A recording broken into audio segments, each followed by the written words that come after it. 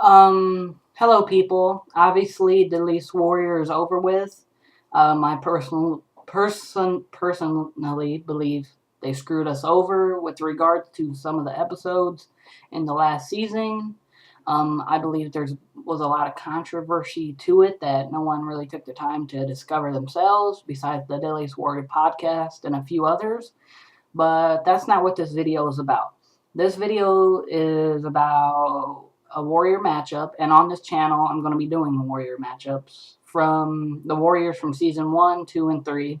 And if you have any suggestions or warriors you think I should match up, then please feel free to let me know. I will do a YouTube video on it discussing on who I think would win and what weapons they would be using.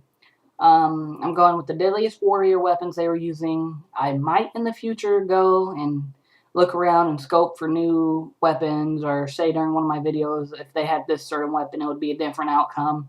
But for now, I'm just using the weapons from the show, and one of the matchups I got to do was Vlad the Impaler versus the Musketeer, the French Musketeer.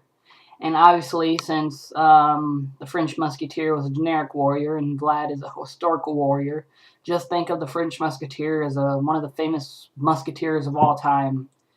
I haven't done any research on it yet, but I will, so just think of that. And going from the weapons from the show, it was the key liege of that Vlad the Impaler sword versus the rapier and mangucci from the Musketeer. This is a hard matchup to do starting off for short range because the rapier and mangucci are designed to counter. That mangucci, obviously, from if you saw the show or if you just know weapons in general, it's designed to parry attacks. And while the rapier will get in, what the fencing style of the Musketeer and also what the rapier and mangucci do, feints a lot of attacks. And by feint, I mean they act like they're going to attack and then back up. So Vlad would throw in an attack and completely miss and be off guard to where the Musketeer would get the kill. If the Musketeer can counter and keep his distance with the rapier and mangucci, I believe he would win in that category.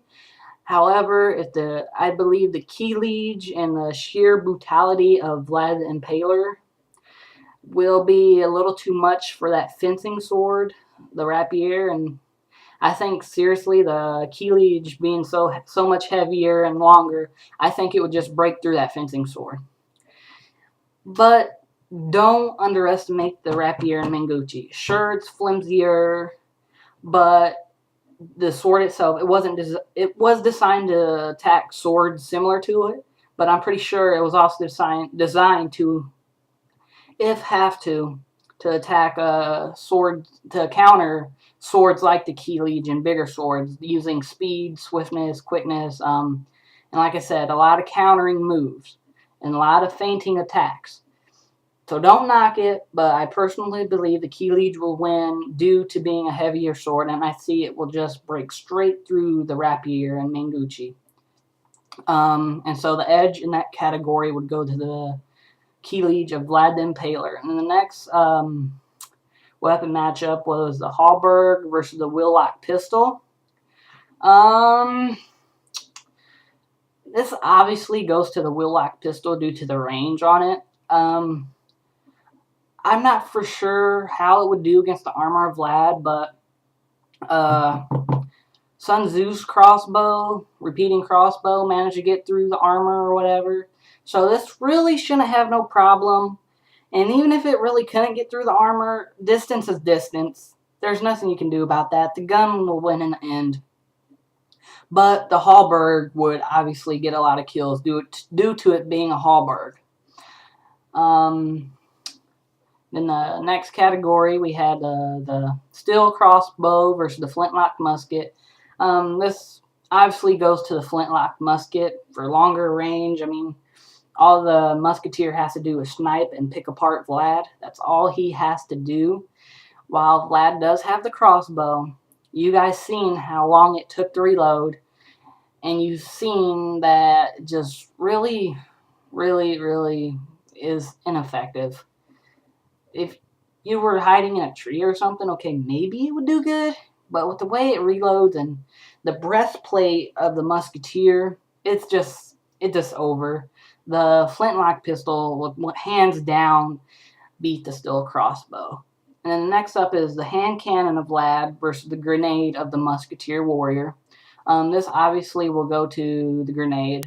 Yes, the grenade took a while to go off, but a grenade is a grenade, no matter how you see it. Vlad is totally fucked in that category. And also, due to the main fact, the hand cannon, even though it's a gun, is not going to get through the armor of the Musketeer. And so this obviously goes to the grenade, hands down.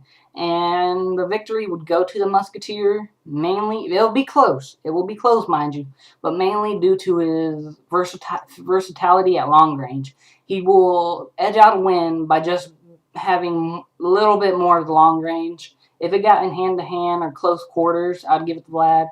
But going against those other guns that are better and that breastplate, that armor that even the Mings cannot penetrate, it obviously goes to the Musketeer.